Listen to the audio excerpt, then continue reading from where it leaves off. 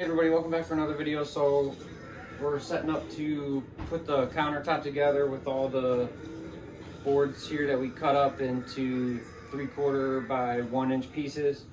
And so far we have just our setup to lay everything out.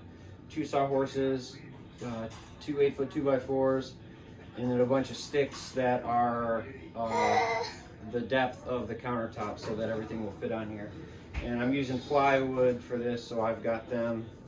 We're gonna go this way because this way is stronger than this way. So we're just gonna start laying everything out.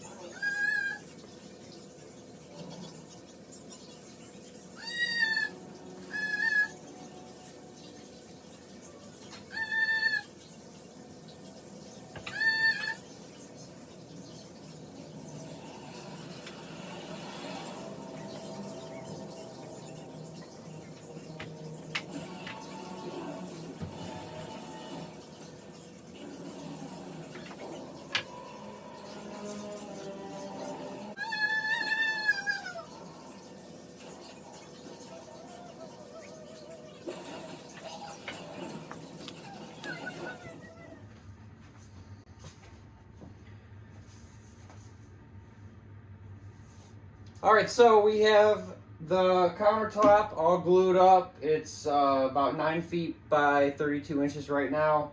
I was hoping that I was going to get a little bit more than the 32 inches, so that way when I cut it down, I have what I want, which my goal is to end up with 32 inches, but I don't think we will.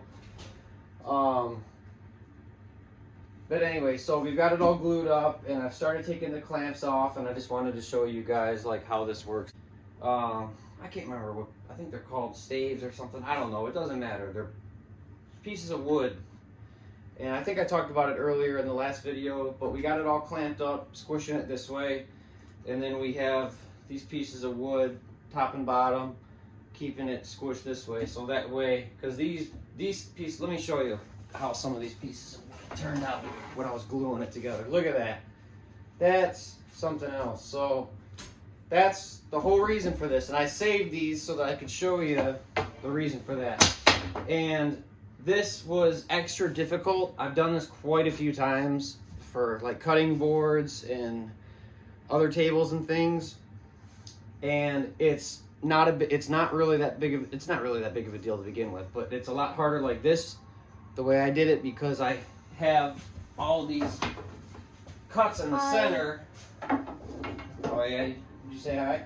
Yeah. I We have got all these... a Nintendo 2 days ago. All right. And then, so I have all these cuts in the center, so it was a lot harder to get all these pieces straight, flattish, and then also still kind of touching. I kind of failed on that a little bit in spots, but that would be fine.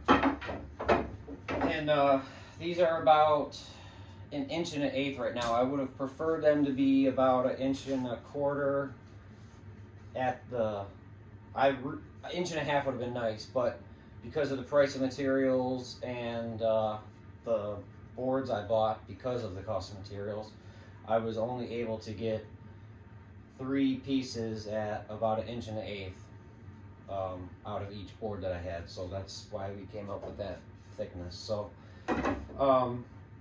so yeah, so I'll have to, you know, obviously this will be sanded down. I'm going to use a DeWalt hand planer, or not hand planer, DeWalt electric hand planer. I can't remember what it's called. I'm going to do a video on that. I've used it quite a few times. It's a friend of mine that owns it. He's letting me borrow it, and I'm going to do a review on it and post a link for it if you guys are looking for that kind of thing. Alright, so let me take the rest of these clamps off.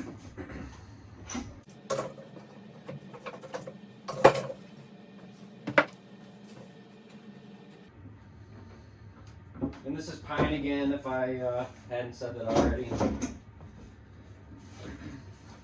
And I'll give you up close on what it looks like, so you can see.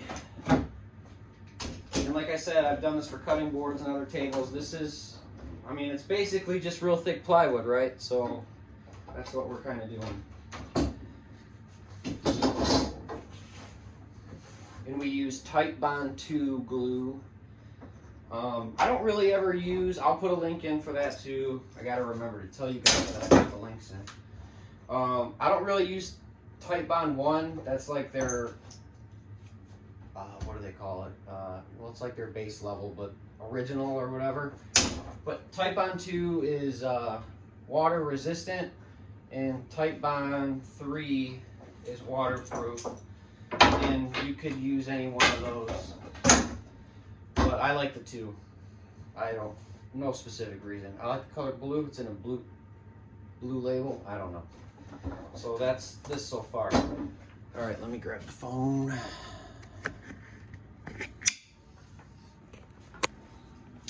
All right, so here's how we look so far. Let me get out of the light so you can see.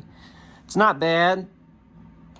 It's not, that's definitely not that bad. So, and then again, when you do this and you put all these boards, you want the grain to, you want to make sure that the grain doesn't all run the same way, so that you get like this huge pattern of all grain going the same way, and you'll get like a cup or a bow or, you know, something. You want it to be different, so that way the glued pieces kind of like pull and fight with each other to stay, and it ends up staying straight. And just to, I did this on purpose just to give you guys how much thought you really have to put into that. I only double checked them like maybe every 5 or 6 boards. I didn't overthink it.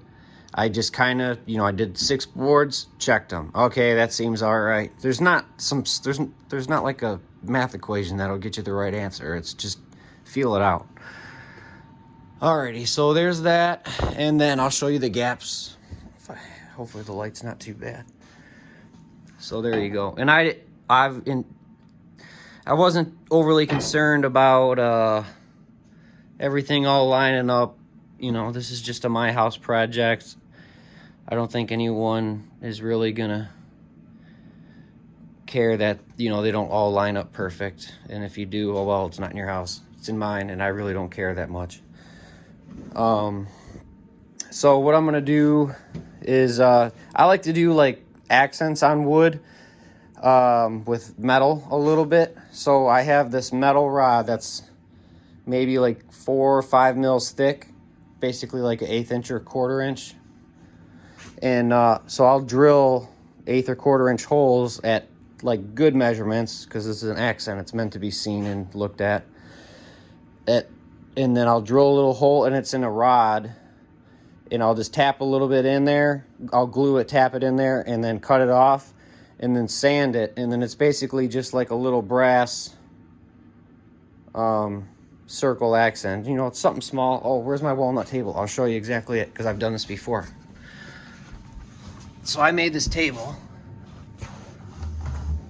and my kids got stuff on it. But see, that's what I'm talking about, just that.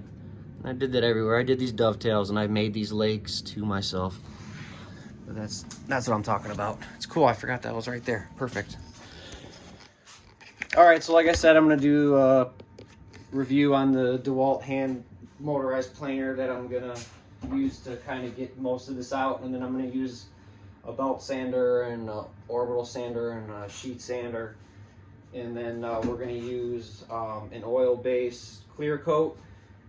And to help with all of the bowing and warping and stuff, because this is pine with real loose grain, I'm going to clear coat not just the top. I'm going to clear coat the bottom, all the sides, ends, everything. It's going to be completely encased in clear coat, so that way there's no moisture. That, I mean, you hope for the best, but it should have no moisture in it, or able to absorb any more moisture or lose moisture, to just be perfectly stable forever.